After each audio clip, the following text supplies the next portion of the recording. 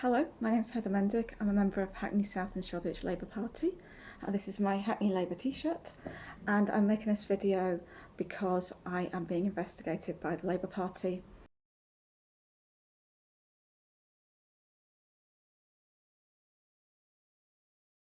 The first notice of investigation arrived in early September. It contained 14 items of evidence against me. These items were evidence that I was undermining the party's ability to campaign against racism, and that I was conducting myself in a way that may reasonably be seen to involve anti-Semitic actions, stereotypes and sentiments. What the investigations team asked you to do is to respond to a series of questions. I did not respond to that series of questions. Because most of the statements related to the weaponisation of anti-Semitism and to my discussion of that, I wrote a short account of what that means and of how that operates, and of how that particularly positions left-wing Jewish people like me, and how that silences us, as well as how it's being used not just to silence criticism of Israel, but to destroy a powerful left-wing insurgency that emerged in response to Corbyn's leadership of the Labour Party. If you want to read that response, I'll put a link in the below the video in the comment section. So I submitted that response on the 6th of October. I also posted it online. I also got a response from the investigations team a week later on the 13th of October. I thought it was going to be them acknowledging receipt of my response and telling me what the next steps were in my investigation. This was not what it was. It was a second investigation. This time the investigation added an additional 2 charges. It borrowed 13 items of evidence identically from the previous investigation and added 6 new items of evidence against me, a total of 19. I was thinking about how to respond to this, and I think that I could simply send in the same response. Again, most of this relates to the weaponisation of anti-Semitism, but I wanted to perhaps show how the process works a little bit more this time, and to do that through a video essay, through speaking to the camera, and through actually taking at face value what the process asked me to do, to respond to a series of questions. So I am taking inspiration from brilliant video essays like ContraPoints on YouTube and Skip Intro, but also from Elle Woods in one of my favourite films, Legally Blonde, where she makes a video essay to get into Harvard Law School. So let's hope mine is just as successful as hers.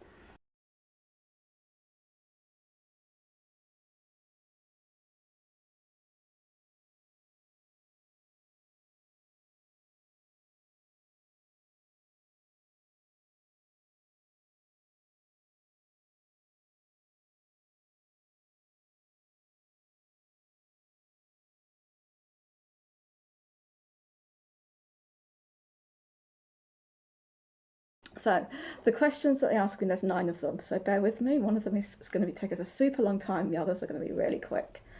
So question 1 is, please see the evidence attached over leaf. The party has reason to believe that this is your Twitter account. Can you confirm this is the case? Yes, I can confirm. I tweet from @HelenSchlegel because I love Howard Zend and I love the character Helen Schlegel, and when I opened my Twitter account I misspelled it. That was pretty good though, because if I'd spelled it correctly, someone had already taken that Twitter ID anyway. Question 2. The party further has reason to believe that you posted, shared or endorsed these statements yourself. Can you confirm this is the case? If not, each individual piece of evidence is numbered, so please specify which of the pieces of evidence you are disputing, posting, sharing or endorsing.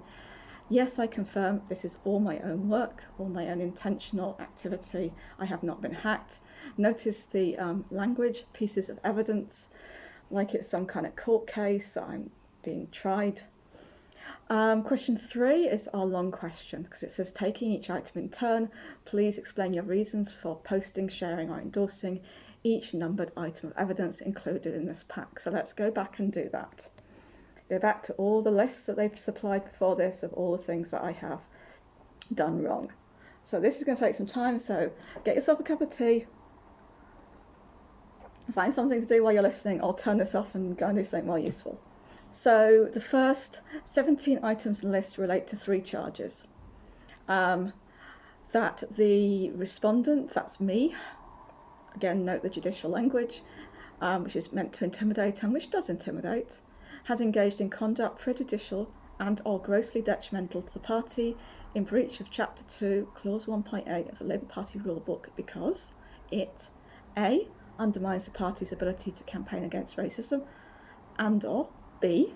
makes mendacious, dehumanising, demonising or stereotypical allegations about Jews as such, or the power of Jews as a collective, such as, especially but not exclusively, the myth about a world Jewish conspiracy, or of Jews controlling the media, economy, government, or other societal institutions.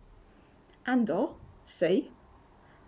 my conduct may reasonably be seen to involve anti-Semitic actions, stereotypes and sentiments. Well, this sounds pretty damning, right? If I've done these things, it's pretty disgusting and I should be ashamed of myself and I should certainly not be making a video attempting to explain my crimes. Okay, so item 1. Now, a lot of the Twitter examples are going to get a bit complicated because Twitter is a very interactive medium where you kind of have conversations with people. The first item isn't, I tweeted it, but it isn't really a Twitter item. It's an article that I wrote for the Morning Star with Abby Hoffman. We're both left-wing Jews. And the article was an attempt to talk about what was happening and how we related to it and how it positioned us. For want of a better term, the Labour anti-Semitism crisis. And one of the things that we said was that if you kind of grow up in a Jewish family, in the Jewish community, you're kind of used to having a lot of arguments. And those can be like the classic form of argument, like having a row, but much more often they're like the more academic form of argument, when you're having kind of intellectual disagreements. And a lot of like Jewish scholarship is based on you take a section from the Bible, you have multiple interpretations from different rabbis as to what this section of the Bible means, as to how to interpret it in relation to other parts of the text and to other kind of parts of Jewish life. And so I grew up very much in that tradition. I can certainly see its impact on me still. That is not the Labour Party coming to take me away. If you can hear the siren in the background, that's just where I live. There's lots of sirens go past. I've got the window closed so that it isn't too loud. Okay, so we were talking about how if you come from that kind of culture where there's so much debate and so much discussion, so much argument, to create a kind of unitary position within the Jewish community to anything, as has happened in relation to Jeremy Corbyn and the issue of Labour Party anti-Semitism, takes a lot of work. It takes a lot of erasure of the different dissident points of view, which are really evident if you're not part of the Jewish left, certainly, and just part of the Jewish community, I think. So what we said was that's kind of impossible, that what we were finding was that we as Jewish lefties were finding each other. So I didn't know Abby before this, but through Twitter, through engaging on the issue of Labour Party anti-Semitism and the way it was being weaponised, we found each other and we started talking to each other, and that happened for a lot of us. And we were kind of carving out space for our own understanding of ourselves and our relationship to Jewish identity, our relationship to all sorts of things. And so this, I suppose, I hope, was a kind of attempt at a nuanced discussion of Jewish identity. I think Abby and I both hope that. I think what's happened since and what's happening through this process is an attempt to close off the spaces that were opened up, the spaces that we carved out as a Jewish left to speak. But I don't think that the Labour Party is really bothered about the nuances of the argument Abby and I were attempting to make. They've just picked one line in that article. That line is the weaponisation of anti-Semitism against the left and how it is used to silence criticism of Israel are well rehearsed.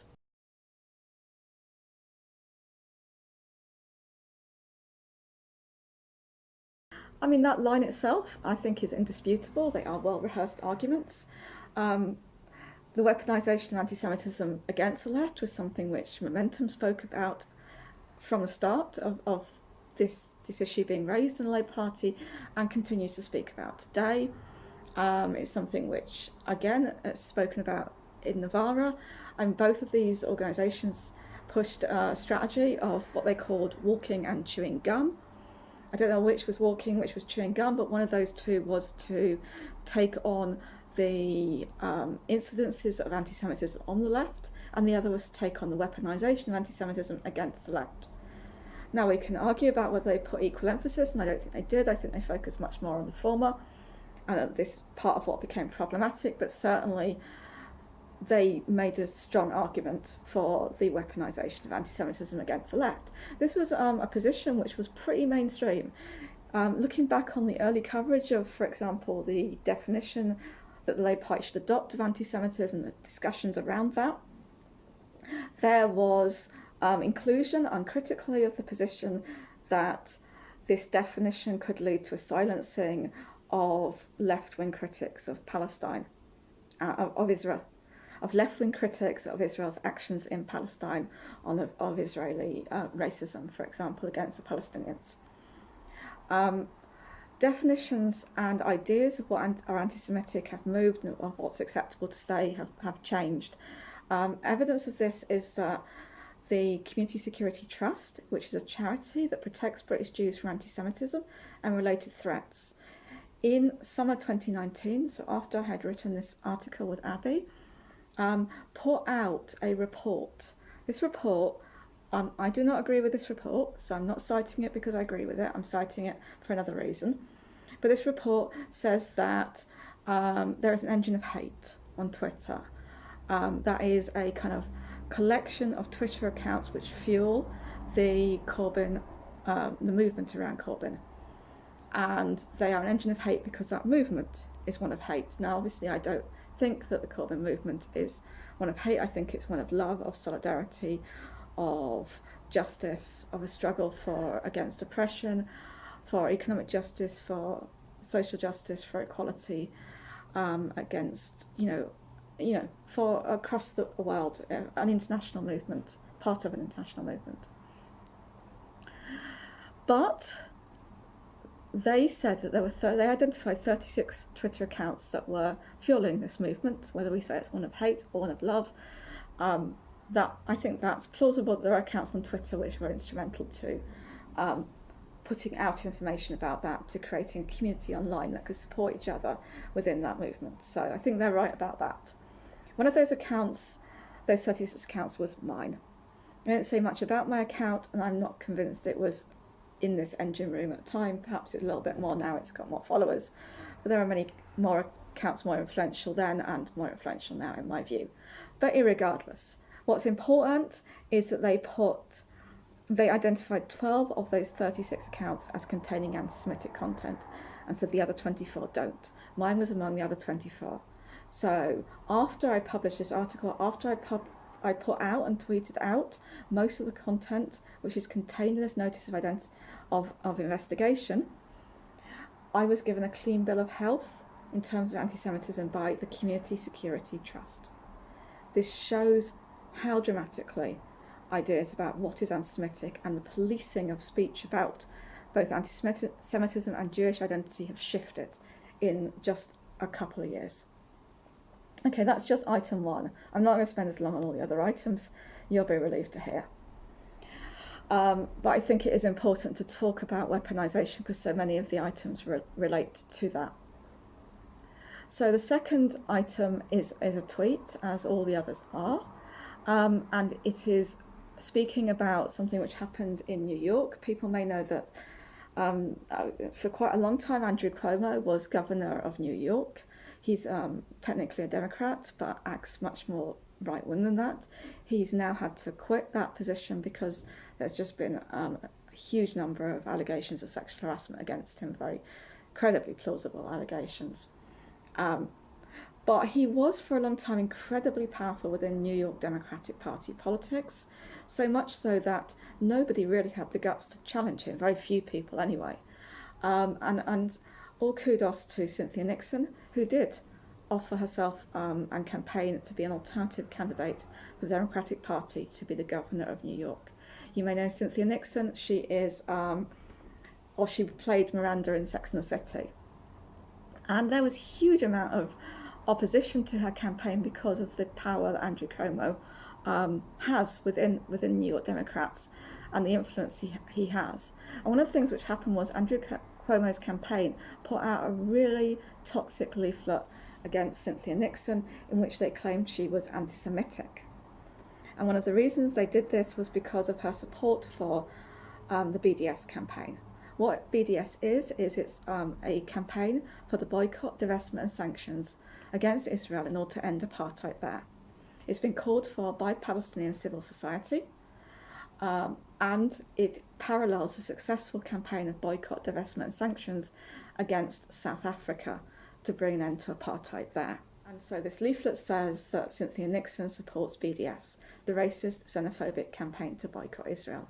To call this campaign racist and xenophobic is deeply offensive and is indeed racist itself, because it positions Palestinians as anti-Semitic simply for wanting to pursue their struggle in a way that is peaceful and has shown to be effective in the past.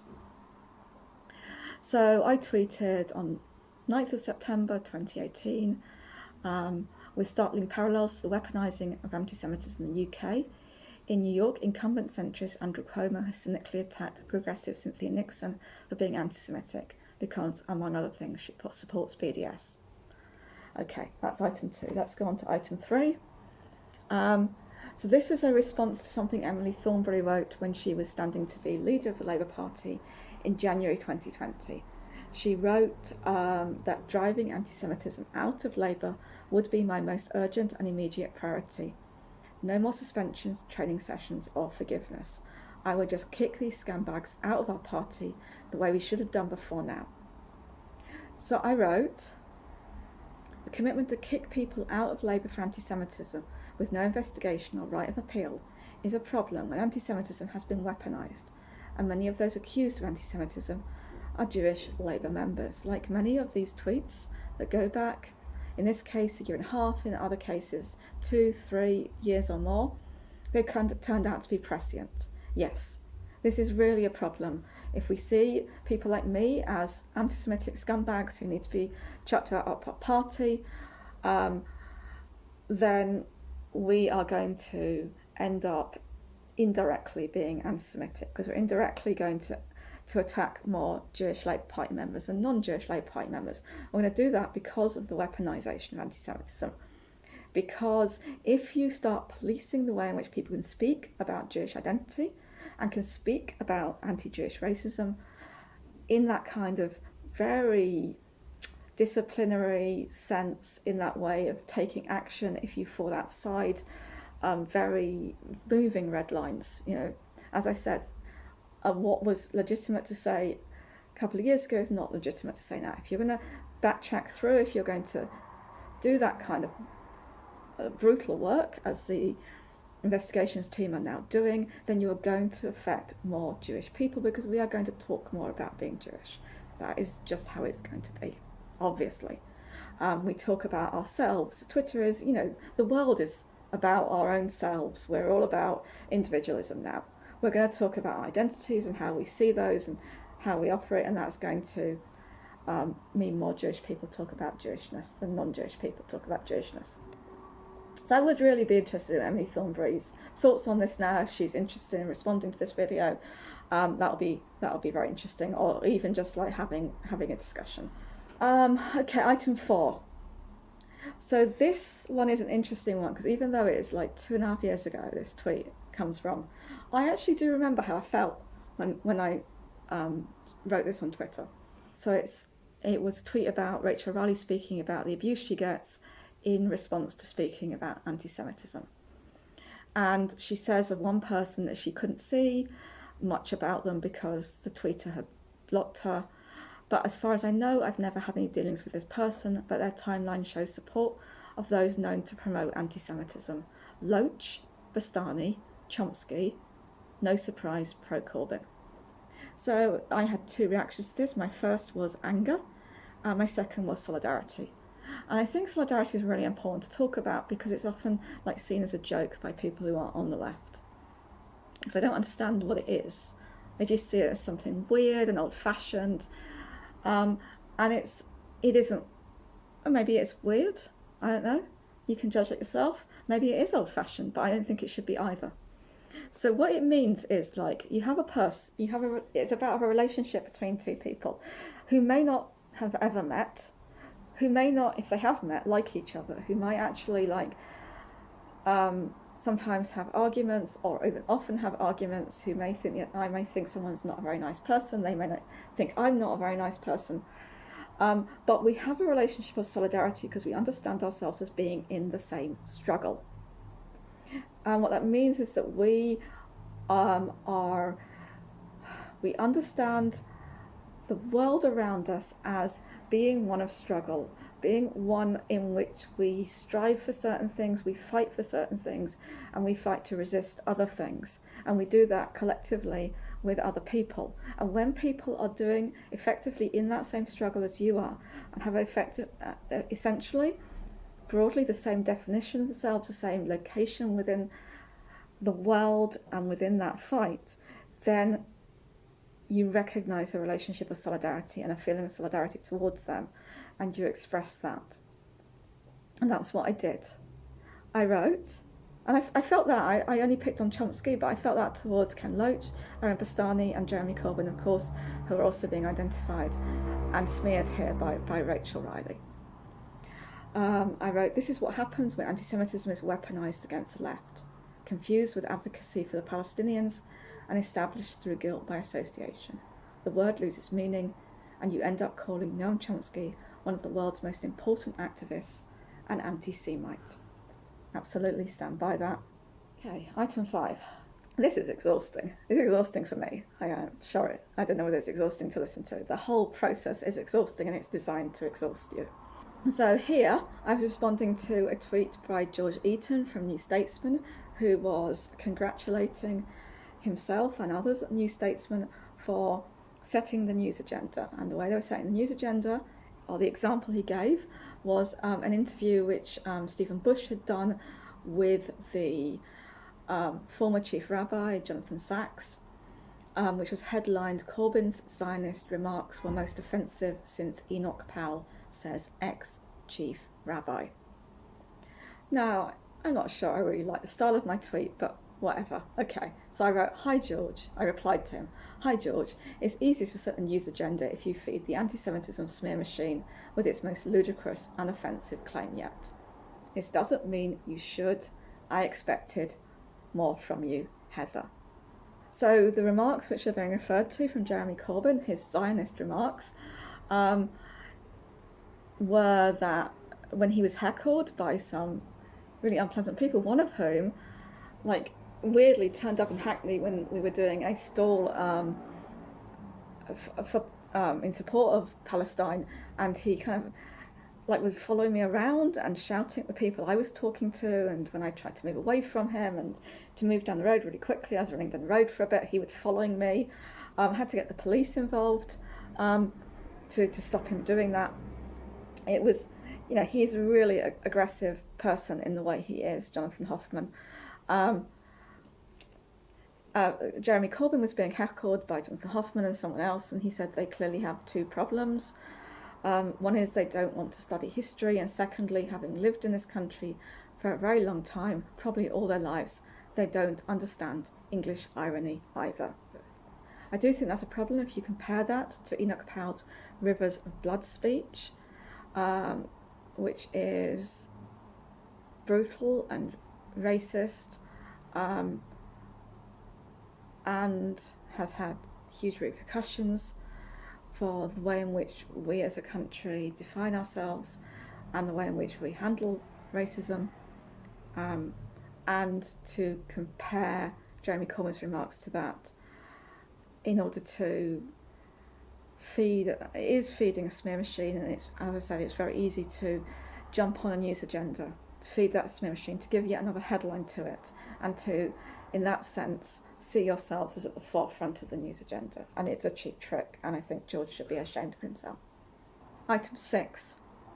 Here I was responding to a comment from Aaron Bastani on Twitter, who was referring to many of the people who are discussing and talking about Labour as anti-Semitic as being primarily interested in something else. And that something else he identified as stopping Jeremy Corbyn entering number 10. I completely agree with that. I just added Many of them also focused on stopping BDS. The false narrative of anti-Semitism being rife in Labour needed to be challenged from the start. The end game is that we're all guilty, I think. Precedent again. Item 7. This was a comment made in response to Michael Walker. Michael Walker was talking about Ilhan Omar apologising for her tweet, her very old tweet that Israel has hypnotised the world. Michael Walker was praising her apology and saying that the left got in a mess in the UK because there was a concerted effort to demonise pro-Palestinian activists and Corbyn as anti-Semitic. This was opportunistically taken up by Corbyn's enemies and by advocates for Israel. Point 2, this meant the left closed ranks to deny all but the most outrageous examples of anti-Semitism. Because we did 2, it was harder to defend against 1, and it also hurt a bunch of people. I disagreed with this. I felt like the UK left hasn't closed ranks in the way that the US left did. I said this. The UK left didn't close ranks, I'm quoting myself now, and the tweet which they objected to. Key people said there's a big problem and education is needed. This supported the narrative of those weaponising anti-Semitism. So the mistake is to support that narrative rather than to stand firm with our own. Ilhan's apology repeats our mistake. I do think we need to create our own narrative of what has happened. Item 8. We're not even halfway through yet. Take a deep breath. This is a complicated one because it's quite a long discussion that I had with David Hirsch, someone who's since blocked me on Twitter, so I had to kind of go into a different Twitter account to find out what the discussion was about. And it ends up being about that kind of Jonathan Sachs article again, and what he said in it. I was saying Jonathan Sachs has far-right views. I do think he has far-right views, and that he was being criticised validly for what he'd said. And David Hirsch's position was he's not far-right and he's getting trashed, not criticised, and he's getting trashed not validly but because he's spoken out against anti-Semitism. So I said that's not why he's being criticised. What he said was offensive to many because it calls something that isn't anti-Semitic the most racist UK political speech since Rivers of Blood. It ignores that Goldsmith's disgusting Islamophobic mayoral campaign. It ignores the racist hostile environment and its impacts in things like Windrush, and it ignores the war on terror, and not just that, but the kind of things done in the name of the war on terror, the drone strikes, the torture, the rendition, all of that.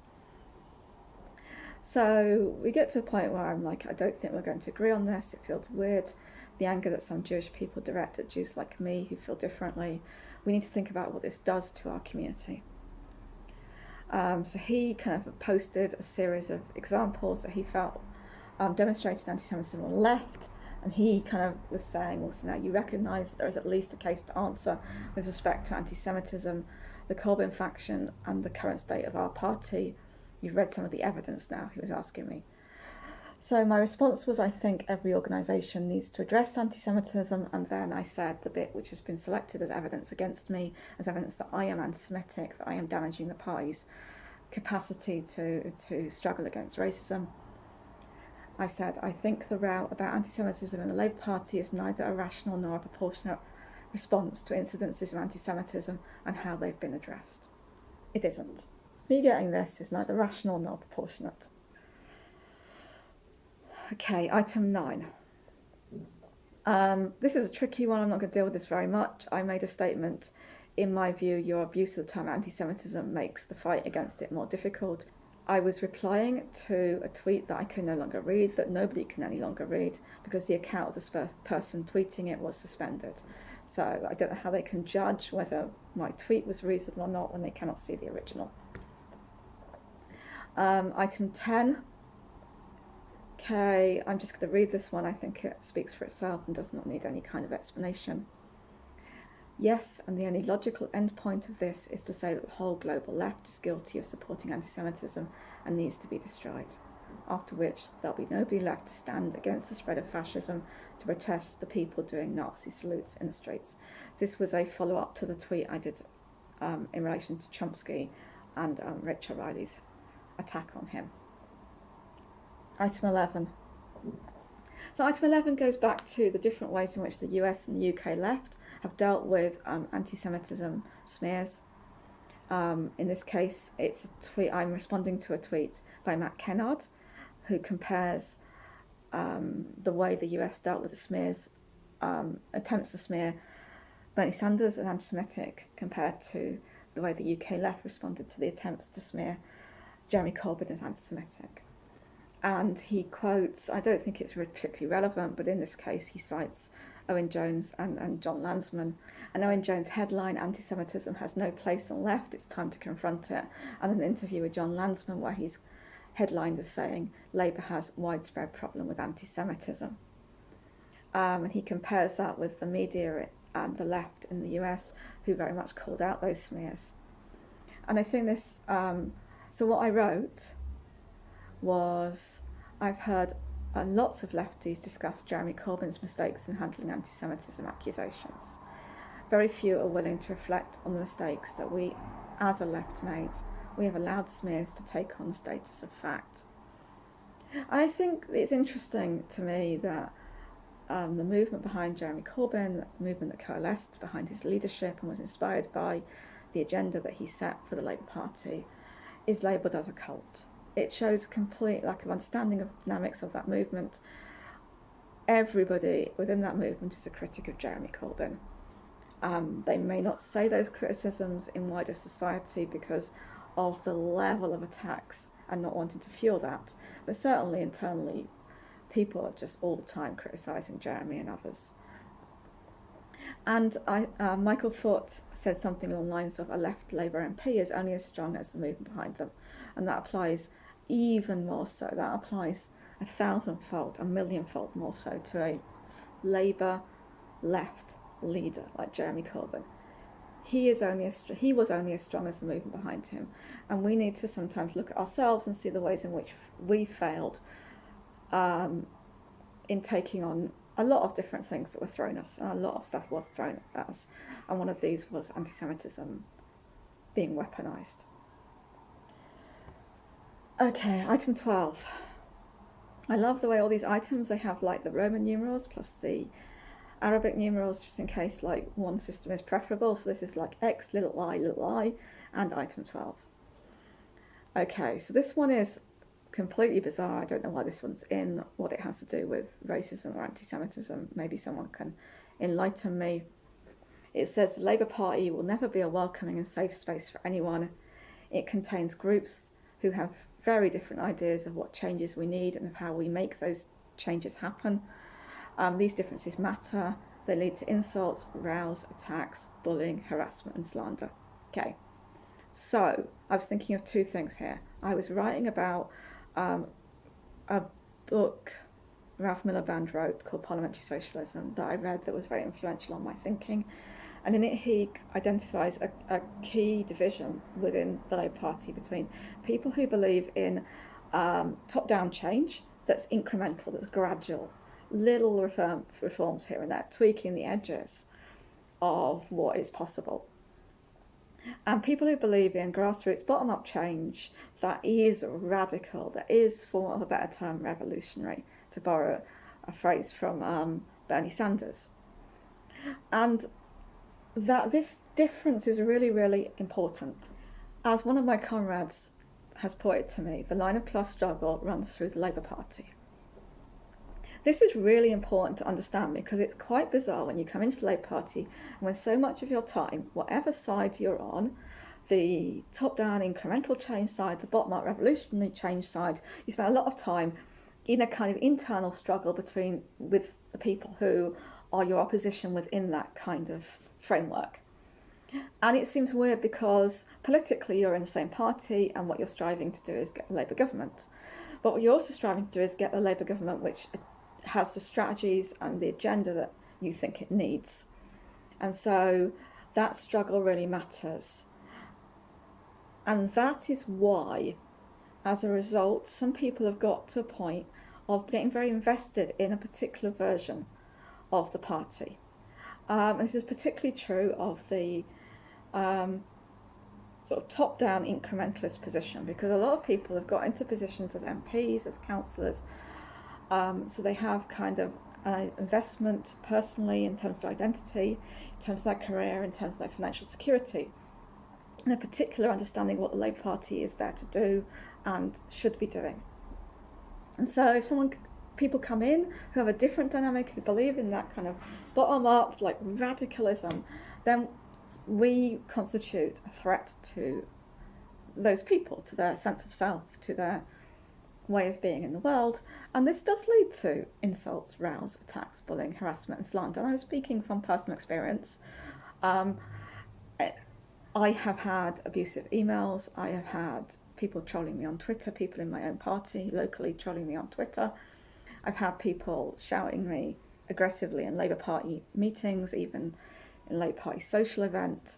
And I had someone who's a Hackney Labour member in a Hackney Labour Party meeting making defamatory statements about me, to such an extent that I had to instruct a lawyer to write to them in order to secure an apology, which they had to give because these things were just lies and defamation. But that shouldn't happen, right? It's weird to think that happens with our own party, and these are not isolated examples. I was local party secretary for, it's not quite 3 years, a bit more than 2.5 years. I think it was 2 years, 9 months, 10 months, something like that. And so I was in a forum with a lot of CLP secretaries. It's quite a demanding role. It's unpaid, but you end up it constitutes a part-time job, for some people a full-time job. You tend to spend about 2 to 3 days a week on it. At election times it would be more, for example, AGM times it would be more. And most of us had experiences of abuse and harassment from members, despite being volunteers, doing a very difficult job. So I think that is just a description of the party. You can discuss whether it's helpful to me to share that. I think it is helpful for me to share that. I think we have to talk about how the Labour Party works and what's at stake there and how it affects people. I think people who come into the Labour Party need to know how it works, need to understand the internal dynamics, the ways those play out, the ways you just have to get hardened as a person to experiencing abuse, to not taking that personally, to staying firm in your politics, to staying firm with what you believe. Okay, item 13. So this was in response to a thread that Ms. Rahman, a member of the National Executive Committee of the Labour Party, put out on the new candidate selection processes and the ways they were going to scrutinise much more heavily candidates' behaviours and particularly their online behaviours. And I wrote, star my logic, anyone who says anti-Semitism in Labour has been weaponised against the left and that the media have distorted the issue as part of the problem. Everyone on the left has said this, therefore everyone on the left is part of the problem and should not be a Labour candidate. Okay, I think that is true, I think that is what's happened. I'm going to move on. Time is going.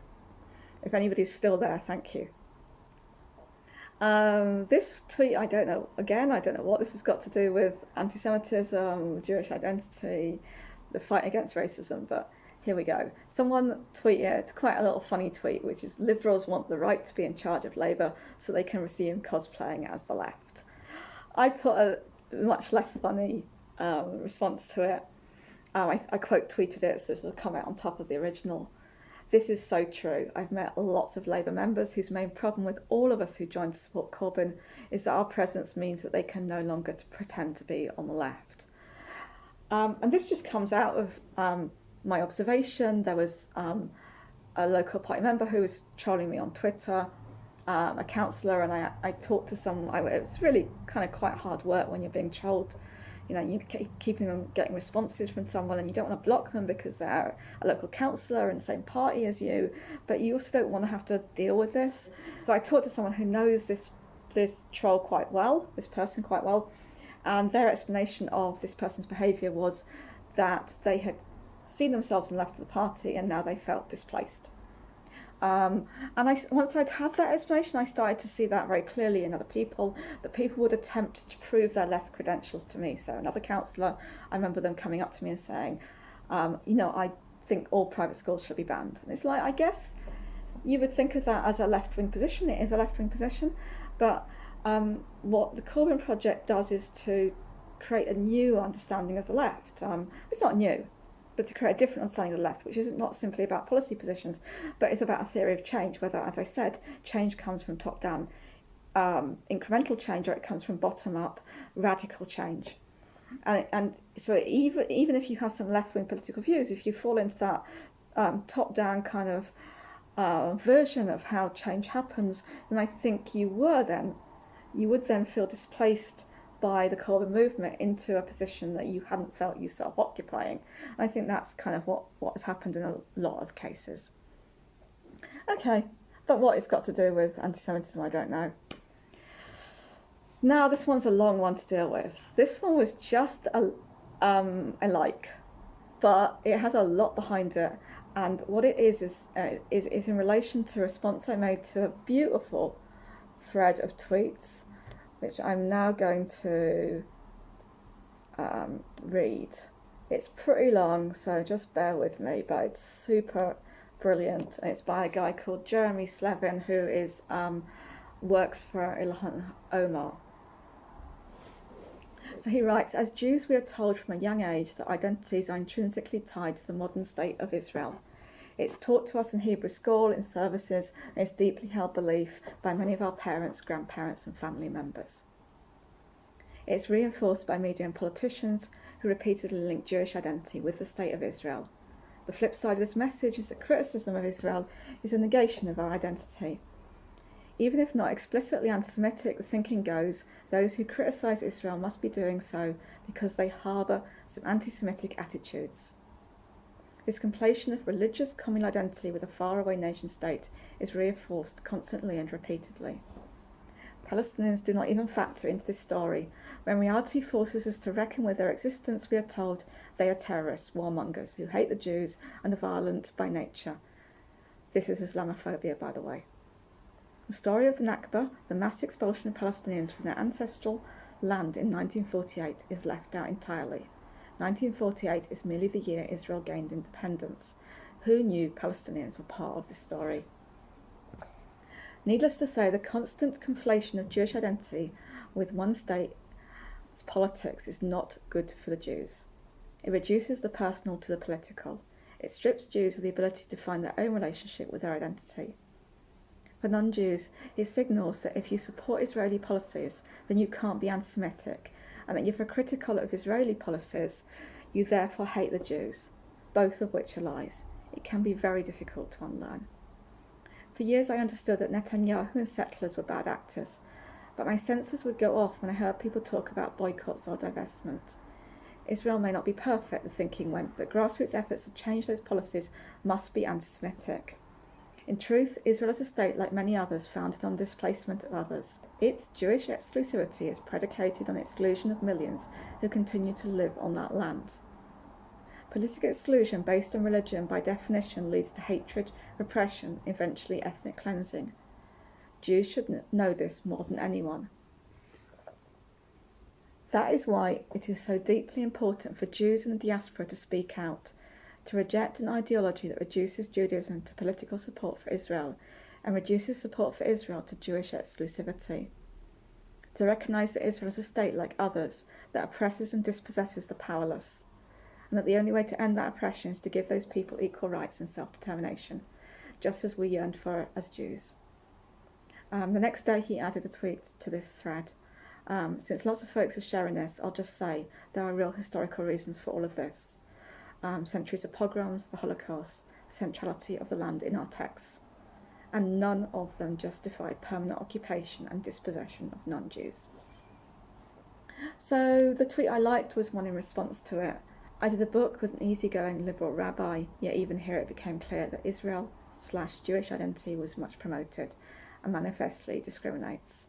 And here he gives a bit of my review from the proof of arguing about Judaism. So yeah, I totally relate to this, and I grew up within the United Synagogue, which is like the mainstream Orthodox Jewish synagogue system in the UK. I went to Highgate Synagogue regularly with my family, usually twice a week for quite a long time, on Friday nights and Saturday mornings, and obviously on festivals. I went to Muswell Hill Cheder classes. Cheder is Hebrew classes on Sunday mornings and also on Tuesday evenings, and subsequently to a teenage centre after I'd had my bat mitzvah, which is my kind of coming of age at 12 years old. The equivalent for girls of a bar mitzvah. It's a kind of lesser ceremony, but it's got some parallels. And at Cheder classes, I was given these little cards where I had to collect money to raise money for the Jewish National Fund to plant trees in Israel, and I was always like really proud of how many trees I'd collected money to plant. And we used to get like rewards like of Smarties, and Mrs. Brazil used to take the red Smarties out of the Smartie packs because they had like cochineal, which was like a dye colour of it. Cochineal is a food colouring from beetles, so it wasn't kosher. Anyway, this is all like my memories of this, and it was like a really positive thing for me to collect for the Jewish National Fund. I didn't know that the Jewish National Fund was planting those trees in places in order to ethnically cleanse Palestinians from land, to ethnically cleanse any remnant or memory or trace of the Palestinians who had lived there before. We weren't told about Palestinians very much, as Jeremy says in this thread. When we were told about them, we were told that it was their fault they'd left the land that they were told to go, that in 1948 we weren't told about the systemic scheme of ethnic cleansing that was executed against them. And it kind of makes me really sad to think about the lies that are told, and Jeremy's very much right about the unlearning that has to happen and the difficulty that is. Yeah, it makes me feel sad to think about it now, and I'm not going to carry on because otherwise I'll start crying. I'm going to go on to item 16, which is related. An item from David Baddiel's book. I haven't read David Baddiel's book, but quite a few extracts circulated online, including on Twitter, and I picked up on one of them. I'm going to read from David Baddiel's words now. I think, by the way, that a lot of Jews on the left are ashamed of Israel, and so they go out of their way to say so. Fine. I'm not suggesting the state of Israel hasn't done many things to be ashamed of. But here's the thing, I'm not responsible for those actions, and expecting that I should feel so is racist. If a non-Israeli Jew does feel responsible, it is internalised racism. To be perfectly honest, I think a fair amount of Jews on the left are just ashamed of being Jewish. I think Jews on the left have to some extent absorbed the myths about Jews being rich, capitalist, powermongers, and so therefore make a special point of how un-Jewish they are. So my comment was that this is offensive. This idea is, quote, that if non-Israeli Jews feel responsible for Israel's actions, it's internalised racism. So I said it presents Jewish activists for Palestinian rights as self-hating. It ignores how Israel and the Jewish National Fund claim to act for all Jews. Now, really, I think it's Jeremy Slavin's thread is really beautiful in expressing the way in which Jewish identity for many of us has for a long time was tied to identification with Israel. Many of us have visited Israel, many of us have family and friends in Israel. Many of us, like I did, identified as Zionist for a huge amount of my life, and that to move away from that position requires unlearning, and it's not about moving away from Jewishness, it's not about feeling ashamed of Jewishness, it's quite the opposite. It's about having a politics based on Jewishness. And it's not that I feel responsible for Israel's actions in any manner, just in the same way I don't feel responsible for the actions of this government. I don't feel responsible for the Iraq war, but I feel a responsibility to speak out. I went on the demonstration against the Iraq war because I did not want that thing to be done in my name as a UK citizen. And because Israel acts in the name of world Jewry, I feel a responsibility to speak out against the ethnic cleansing, the apartheid, the occupation, the brutality of what the Israeli state does to Palestinians. And that is not about being ashamed, it's quite the opposite. It's about having a politics based on Jewishness. It may not be a Jewishness that is the same as David Baddiel's, it may not be a Jewishness of which David Baddiel can even recognise. and with which he feels comfortable, but that does not make it not Jewish. And yeah, and again, I'm feeling really upset about this, so I'm going to kind of move on. We have just 3 items left, so thanks for staying on, and a few questions, so it's not going to be much longer. This last one is, I think, stands for itself. I don't think I have to say very much about it. All those right-wing advocates of free speech and critics of cancel culture are strangely silent about the UK government imposing the IHRA definition of anti-Semitism in universities. They don't speak out when trade unions get sacked either. It's almost like it's a grift. It's really targeting the far right for their really contradictory claims that we live with cancel culture, and that's all the responsibility of the left. Whereas the people who a lot of times are losing their jobs, as exemplified in the building trade through the kind of process of blacklisting. There's a brilliant film by Lucy Parker about that. If people are interested, we can put a link in the information below this video. And as in the recent sacking of David Miller, it's the right that are executing cancel culture, and it's full of contradictions. And I would say just one thing about the IHRA definition, which I assume is why they've selected this item.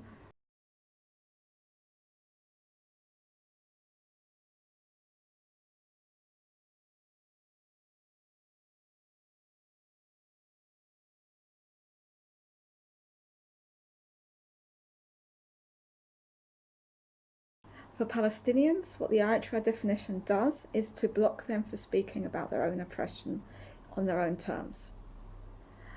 They cannot say, for example, Israel is a racist state, that it's been a racist state from its establishment, despite the fact that there are Palestinians who cannot return to the homes that they or their parents or their grandparents before them lived in.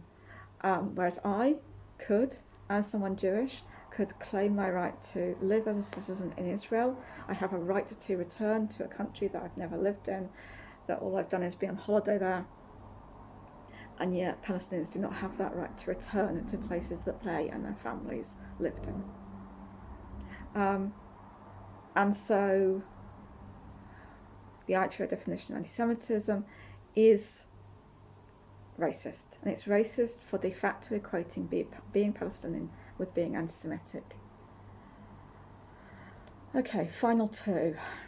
These relate to disclosing confidential matters pertaining to individual disciplinary cases. I'm going to take both item 18 and item 19 together. They're 2 tweets. So on the 11th of September, I tweeted, "I'm being investigated by Labour for action that undermines the party's ability to campaign against racism and may reasonably be seen to involve anti-Semitic actions, stereotypes and sentiments. Summary charges are below with links to the 14 items and the rest of the thread." Item 19. So on the 15th of September, 4 days later, I tweeted, "I got 7 days to respond to these questions. They don't tell you if my tweets break the rules. They invite me to incriminate myself. I must explain my reasons for each tweet. If I don't reply, my case goes to the National Exec anyway, with silence likely adding to my guilt." So yeah, I've disclosed items that pertain to disciplinary matters against me. Not in relation to anyone else. There's no data being shared that's about anything else. If the party think this is prejudicial to them, it must be because they think there is something wrong with what they are doing. If they think what they are doing is absolutely fine and is exemplary attempt to tackle anti-Semitism from the party, then it should be in their interests that I share it. So I think they're saying that disclosure is damaging to them, is prejudicial to them, is evidence that what they're doing is wrong. I'm now going to go back to the questions. That was all question 3. Like the other questions are going to be super quick, hopefully. I don't have to go through every single bloody item of evidence again. Right. I just want you to see this lovely Hackney Labour t-shirt. So, question 4 has a long section from the rule book. I'm going to read that now. "No member of the party shall engage in conduct which is the opinion of the NEC that's a National Executive Committee, is prejudicial, or in any act which in the opinion of the NEC is grossly detrimental to the party. The NEC and the National Constitutional Committee, they're the disciplinary body in the party, shall take account of any codes of conduct currently in force and shall regard any incident which in their view might reasonably be seen to demonstrate hostility or prejudice based on age, disability, gender reassignment or identity, marriage and civil partnership, pregnancy and maternity, race, religion or belief, sex or sexual orientation, as conduct prejudicial to the party. These shall include, but not be limited to, incidents involving racism, antisemitism, Islamophobia, or otherwise racist language, sentiments, stereotypes, or actions, sexual harassment, bullying, or any form of intimidation towards another person on the basis of a protected characteristic as determined by the NEC whenever it occurs, as conduct prejudicial to the party. The disclosure of confidential information relating to the party or to any other member, unless this disclosure is duly authorised or made pursuant to a legal obligation, shall also be considered conduct prejudicial to the party. Okay. The question now is, what is your response to the allegation that your conduct may be or have been in breach of this rule? My response is that it isn't. End of. Question 5. The Code of Conduct social media policy states that members should treat all people with dignity and respect, and this applies offline and online. Do you think your conduct has been consistent with this policy? Yes, I do. I think I'm beyond civil on social media, given the crap that gets said to me. Like, you should see it sometimes. I've been called all sorts on social media, and no, I don't ever chuck that back at people. I try to be civil, I'm critical, I'm engaged, I am angry sometimes, but I always channel that anger, I'm always framing that anger, and I think like the wording of my tweets, given the 280 character limit, is phenomenally nuanced, and I would double down on any of them. Question 6. Looking back at the evidence supplied with this letter, do you regret posting, sharing or endorsing any of this content? No, I do not. Question 7. Do you intend to post, share or endorse content of this nature again in the future? Yes, I do, and I already have. Question 8. Are there any further matters you wish to raise in your defence? No, because I don't need to put up a defence. I've not done anything wrong. Question 9. Is there any evidence you wish to submit in your defence? No, I don't, because again, I do not need to put up a defence for perfectly reasonable behaviour, and in fact for better than perfectly reasonable behaviour, for trying to inject some kind of rationalism, some kind of proportionality into a toxic debate within our party. We're tempted to confront some of the difficulties of being on the left, being Jewish, in the Labour Party over the past 6 and a bit years. And I'm never going to ask for forgiveness or put up a defence for doing that. If you've listened to the end, as I guess you have if you're here, huge thanks to you. I want to thank everyone who's expressed support and solidarity on social media, who's engaged, who's replied. I haven't been able to reply to everyone, but it means massive amount. Part of the reason why I'm not feeling worse than I am right now is because of that support and because of that feeling that I've got from people of love and solidarity. And again, I'm going to stop this video before I start crying. Thank you so much.